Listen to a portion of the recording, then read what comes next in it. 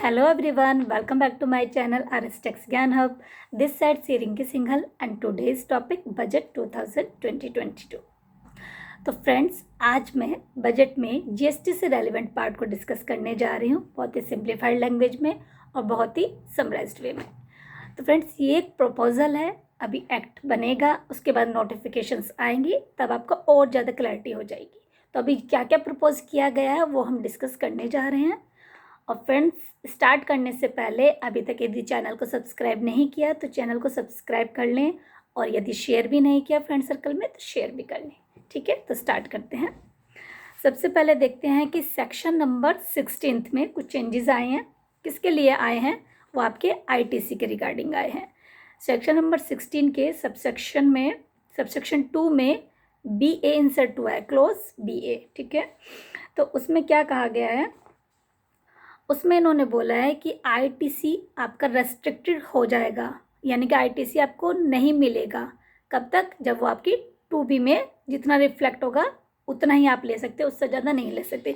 यानी कि सेक्शन 38 को इन्होंने 38 को यहाँ पे कंसिडर किया है, वही इन्होंने सेक्शन 16 में यहाँ पे मेंशन कर दिया है कि आपका आईटीसी की कब तक कितना रेस्ट्रिक्टेड है, अंडर सेक्शन 38 के अकॉर्डिंग, यानी कि 2B के अकॉर्डिंग। जितना 2B में है उसके ऊपर आप आईटीसी नहीं ले सकते।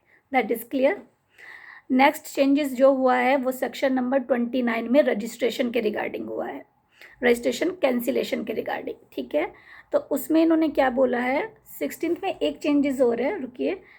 16 के सबसेक्शन 4 में एक चेंजेस और आया था, जो है आपका, हाँ, आईटीसी लेने की लिमिट। पहले हम क्या करते थे, जैसे फाइनेंशियल ईयर हमारा क्या चल रहा है 21-22, तो इसका हम नेक्स्ट 30 सितंबर तक, यानी कि नेक्स्ट फाइनेंशियल ईयर के 30 सितंबर तक क्लेम करते थे। अब उसको हम 30 नवंबर तक क्लेम कर सकते हैं, यानी कि आईटीसी क्लेम करने की लिमिट 1 महीने से बढ़ा दी गई है। ओके, ये सेक्शन 16 के चेंजेस थे, अमेंडमेंट्स थे। ठीक है, उसके बाद हम देख रहे हैं कि आपका आया है सेक्शन 29 में चेंजेस। तो सेक्शन 29 में क्या क्या चेंजेस आए हैं? 29 में रजिस्ट्रेशन कैंसिलेशन से रिगार्डिंग आए हैं। तो उसमें कहा है कि पहले जैसे कंपोजिशन, इसमें सेक्शन 10 के रिगार्डिंग बात की है। सेक्शन 10 यानी कि आपका कंपोजिशन डील है। तो इसमें लिखा गया है कि यदि 3 महीने तक रिटर्न फाइल नहीं की तो उनका क्या होगा? रजिस्ट्रेशन कैंसिल हो जाएगा। पहले यहाँ पे 3 महीने नहीं था, यहाँ पे 3 साल लिखा हुआ था, तो अब थोड़ा सा हार्डशिप हो गया कंपोजिशन वालों के लिए। तो उसमें लिखा हुआ है यदि 3 महीने तक आपने जीएसटी की रिटर्न फाइल नहीं की तो जीएसटी का रजिस्ट्रेशन कैंसिल हो जाएगा। प्लस एक अमेंडमेंट और आया है इसमें, जैसे कि नील रिटर्न्स वालों को कहते थे यदि 6 महीने तक आपने नील की रिटर्न्स फाइल की है तो जीएसटी का रजिस्ट्रेशन कैंसिल हो जाएगा। वो वाला क्लोज यहाँ से अभी हटाया गया, अभी 6 मंथ को हटाया गया। उसमें क्या टाइम पीरियड आएगा वो आपका आगे फर्दर नोटिफाई हो जाएगा। राइट, सेक्शन 29 हमारा कंप्लीट हो गया। उसके बाद हमारा आता है सेक्शन 34 में चेंजेस। 34 में क्या चेंजेस है? 34 में क्रेडिट नोट इशू करने की लिमिट में चेंजेस है। इसको भी पहले आप सितंबर तक कर सकते थे नेक्स्ट फाइनेंशियल ईयर के, अब उसको आप नवंबर तक कर सकते हैं। यही चेंजेस है। फिर उसके बाद चेंजेस है आपका सेक्शन 37 में। इसमें कहा है कि आउटवर्ड सप्लाई के लिए आईटीसी यदि आपको लेना है तो उसके लिए परचेजर से आपका कम्युनिकेशन ज़रूरी होना चाहिए। कम्युनिकेशन होगा तभी तो वो 2B में एक्यूरेटली रिफ्लेक्ट होगा, तो वो इनपुट आप ले सकते हैं। बाकी इसमें चेंजेस जो आए हैं, इम्पोर्टेंट चेंजेस 37(4) में कह रहे हैं कि यदि आपने GSTR 1 फाइल नहीं की तो आप नेक्स्ट GSTR 1 भी फाइल नहीं कर सकते। जैसे 1 मंथ की आपने फाइल नहीं की तो नेक्स्ट मंथ की GSTR 1 आप तभी फाइल कर पाएंगे यदि आप प्रीवियस मंथ की फाइल कर देंगे। वो भी यहाँ पर इन्होंने मेंशन कर दिया।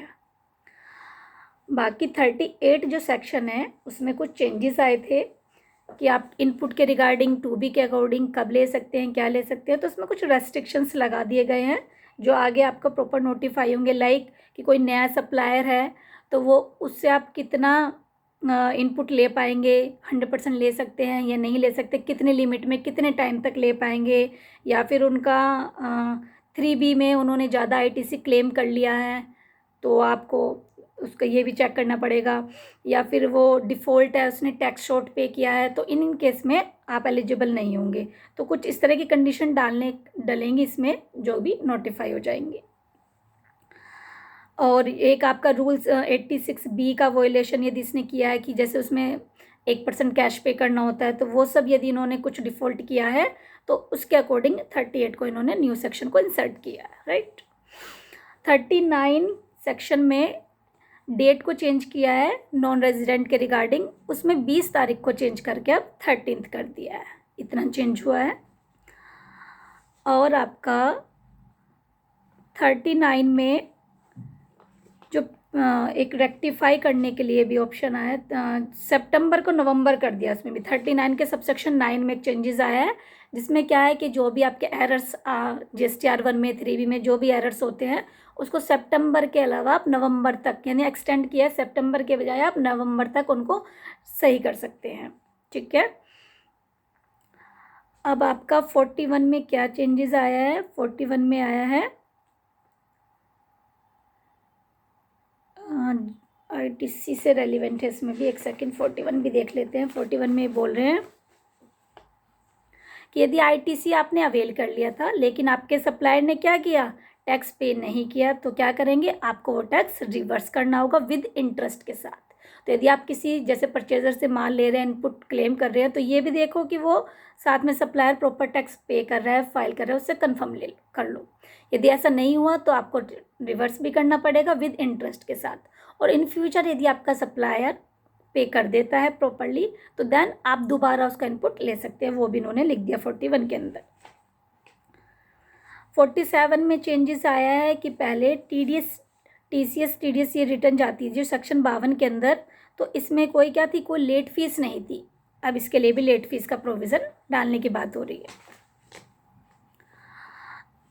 अब 49 सबसेक्शन 10 में भी चेंजेस है इलेक्ट्रॉनिक कैश लेजर के रिगार्डिंग। इसमें क्या कह रहे हैं कि इसमें एक ऑप्शन ऐसा आ सकता है कि जैसे आपका एक ब्रांच से दूसरे ब्रांच में जैसे आपका टैक्स इंटरेस्ट पेनल्टी पड़ी है और दूसरे में आपका बैलेंस पड़ा है, तो उसको आप ट्रांसफ़र करके सेट ऑफ कर सकते हैं। इस तरह का कोई प्रोविज़न आने की यहाँ पे बात की गई है।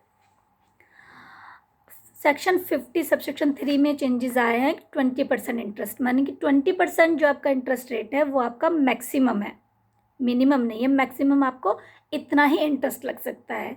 और वो भी कब, जब आपने इनपुट अवेल भी कर लिया है और यूटिलाइज भी कर लिया। यदि केवल आपने अवेल कर लिया है तो इंटरेस्ट नहीं लगेगा जब तक यूटिलाइज नहीं करेंगे, राइट। तो फ्रेंड्स ये बेसिक जो भी इम्पोर्टेंट्स चेंजेस लगे थे मुझे इसमें से, वो मैंने आपसे डिस्कस कर लिया है। आई होप आपको क्लियर हुए होंगे। बाकी अभी जैसे नोटिफिकेशंस आएंगे 1 बाय 1 वो मैं आपसे डिटेल में डिस्कस करूँगी, तो आपको और भी क्लियर हो जाएगा। Thank you so much friends, take care, bye bye.